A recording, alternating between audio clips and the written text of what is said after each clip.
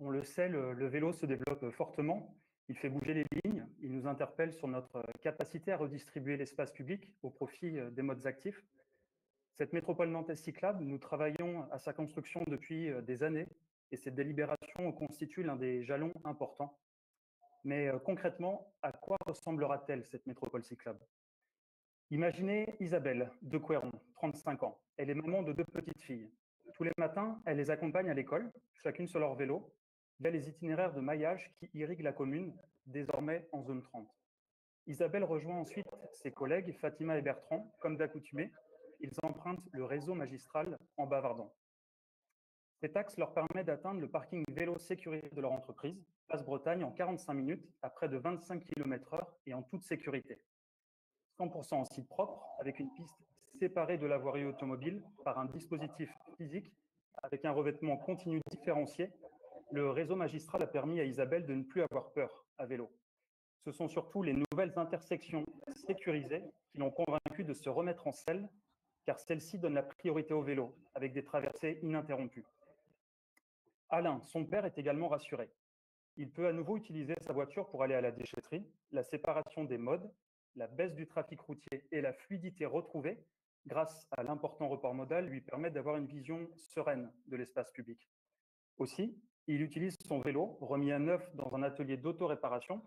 Il va faire ses emplettes dans les commerces de proximité. Depuis que la métropole comprend entre 70 et 80% de rues apaisées à très faible trafic motorisé, Alain respire mieux et ses crises d'asthme ont disparu. Sa voisine, Martine, 75 ans, a quant à elle décidé de revendre son auto. Après avoir suivi le stage de vélo-école pour adultes de Place au vélo, elle a repris confiance et ne se sépare plus de son biclou. Le mercredi, elle traverse le centre-ville via les vélorues, où circulent de nombreux piétons et cyclistes. Arrivée à la gare Nord, elle passe devant les 676 places de la cyclostation et elle emprunte, avec son vélo, le tram-train en direction de Saint-Sébastien-Fresneron. À travers les fenêtres du convoi en mouvement, elle se réjouit de sa qualité de vie. À la station, Gwen, sa petite fille, l'attend avec son nouveau VAE. Elles se réjouissent de se promener ensemble dans les quartiers alentours sébastianais, aujourd'hui totalement apaisés. La route de Clisson accueille des milliers de cyclistes grâce à une branche du réseau magistral constituée de larges pistes monodirectionnelles connectées aux axes secondaires. Grâce à ces infrastructures, qui rappellent celles vues à Utrecht, aux Pays-Bas, Gwen fait partie de ces 12% de métropolitains qui se déplacent à vélo. Enfin, Anne, sa petite amie, sans ressources, associe plaisir et déplacement à faible coût grâce à la combinaison vélo et transport collectif pour se rendre à l'université. À l'aide de son vélo prêté par Vélo Campus, elle dévale le boulevard Charles-Gautier à Saint-Herblain, où elle habite, et emprunte ensuite le tram ou le métro de la Tanne. La mise à niveau de cet itinéraire cyclable lui a permis de gagner en termes de fluidité, d'intuitivité du parcours, de garantie de temps de déplacement et de sécurité. Pour finir, mes chers collègues, cette métropole cyclable, elle se construit par étapes. Le schéma directeur des itinéraires cyclables et le référentiel des aménagements cyclables sanctuarisent cette vision d'ensemble qui est systémique. Ainsi, ce plan stratégique nous permettra de, premièrement, faire émerger, comme l'a dit Nicolas Martin, un réseau magistral performant qui irriguera tout le territoire métropolitain.